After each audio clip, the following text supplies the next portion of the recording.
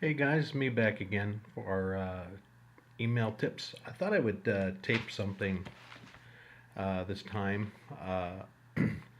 as actually what's the last chapter of a book. I'm just a half a chapter being finished and it'll be out called Leadership, which is basically a outline of possible innovative responses to seeing a return to rigorous gathering in the United States. Not that I'm a know-it-all or know everything, but I give ideas, maybe some thinking that might lead us to some better ideas by people far more intelligent than I am. Uh, I want to again offer our services, the Mirren Group. We now have about 16 coaches as part of our firm, and I'm working with churches that need to learn innovation. I would love to help you work with this. There's an email attached. You can do that with that. Okay, here's my little sermon for you, and your church leaders there. Number one, as we go through this, thinking is everything. Basically, of course, believing is first and more important. So that may not be a fair statement about thinking, but whatever you think is going to lead to activity at some point, and feelings enter in there as well. Now, I'm of a school that believes if you act right, you will feel right. And I do believe if you think right, you have a good chance of feeling right, but not necessarily. So everything pivots off of, I believe, right actions, but it is driven by good thinking. Thinking is a rigorous task, and one of the difficulties we have as leaders is understanding how that works in people. We were discussing how do we get people interested in being coached in a time when we've never needed it more than others. And I told them the problem is the part of our brain that deals with ideas where we consider choices is called the neocortex. And for thoughts to get there, they have to go through the amygdala, which is basically a small little almond-shaped part of your brain that is far more sensitive to negativity than positivity. And once the amygdala gets negative about anything, it blocks out almost everything positive regarding that thought. That's what happens to a great extent with people with regard to church. They adapt a negative concept, and therefore positive stuff never gets in there unless you get smart about it. So you've got to dislodge the negativity with some positive stuff. And you have to train your own mind to think that way as well. Now, I've kind of collected here, they're just random thoughts that I put at the end of the book, the last chapter, that I believe about being a leader in critical times. And the first one is presence. Romans 12 kind of said, renew yourself be transformed by the renewing of your mind.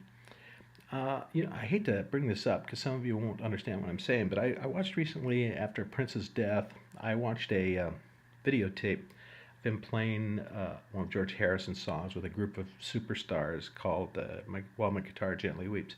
He went and did a solo that was superhuman on his guitar. And I'm a guitar fan, so I was totally taken back by what I saw. And it struck me. I remembered the words of a jazz musician friend of mine and other words of a friend of mine named Jamie Buckingham. Let's take Jamie first. He said, you can tell the great ones in writing and art because they're more present than the rest of us. And what he meant was they're so focused and they're so into consuming every second of every minute of every hour that they're compressed into that moment more than the rest of us. Those of us who can be inclined to mediocrity, we're kind of absent-minded. We're not there. As you've ever taught, that people kind of check out. Prince can play guitar like he did because he was more present than the others.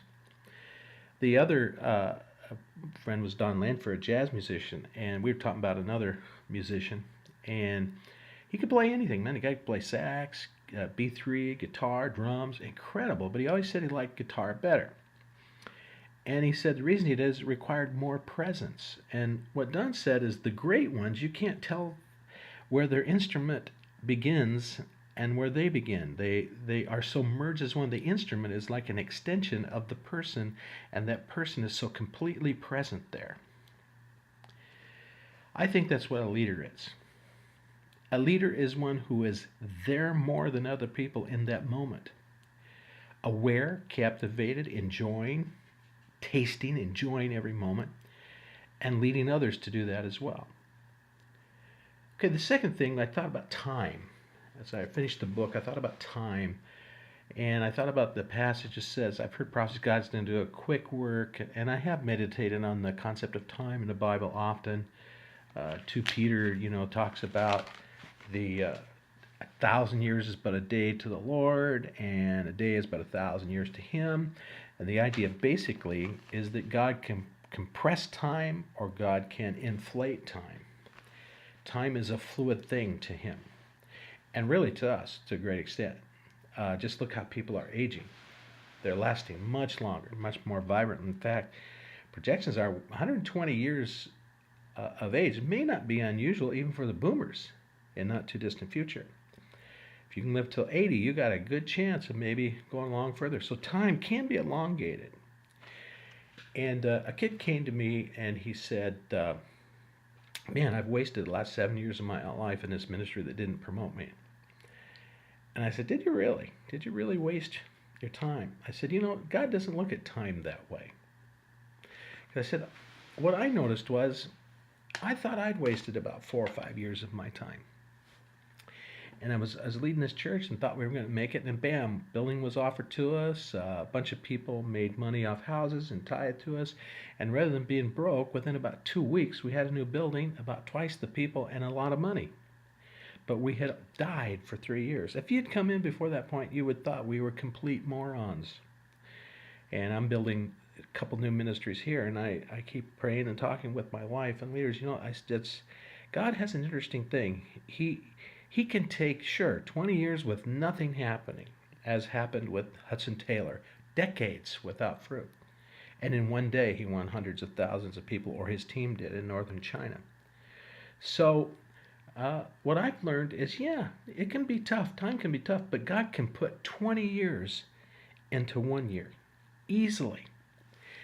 And we need to remember that as leaders, that time isn't necessarily the accumulation of years. Time is simply an increment where God measures out non-eternity. In fact, it's interesting that Jesus actually even said that time was evil. So did Peter. So time is an expression of a broken, fallen world. We're not to be subjected to it. I tell boomers that. Don't let time, the accumulation of years, dictate who you are or what you can or can't do. That's what evil wants to do with you. So time, when God is involved, is a powerful and a liberating thing, because you give him your days, and he is your destiny and his appointed times and seasons. So I encourage you that may be feeling weak in your labor. He could do 20 years tomorrow, and you'll see that the previous 10 made a lot more sense. I'm going to wrap it up with just one more of my little thoughts here. I hope you enjoyed this. If you didn't, then send me a bad note if you did, and we'll take a look at it. And it is this. Often we're afraid to think thoughts that haven't been thought before because we fear they may not be approved. I don't happen to have that fear, but I find a lot of hesitancy on the part of what I would call conventional leaders to think outlandish thoughts, which we have to do today. We feel very confined by the conventions that have been passed to us, that our culture and our practices should not be violated, because we believe that all these came before are smarter than we are and know what we should be doing. Now, that worked great for about maybe the last 5 centuries before us, but now time and change is coming so fast, and people think so differently. I mean, the average attention span of an American right now is about 8 seconds. Just 3 years ago, it was 12. And I've said before, but a goldfish is 9 seconds. So as a communicator and all of that, the old rules just don't fit. And I don't think a lot of the old rules by a church fit.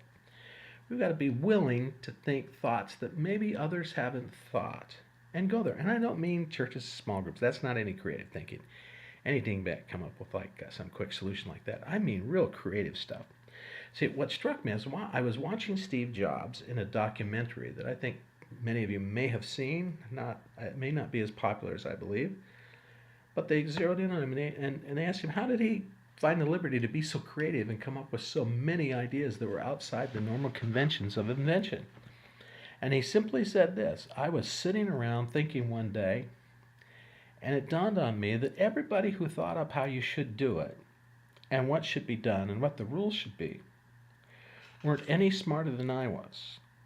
So surely I could maybe come up with rules that were just as good, even if they were different.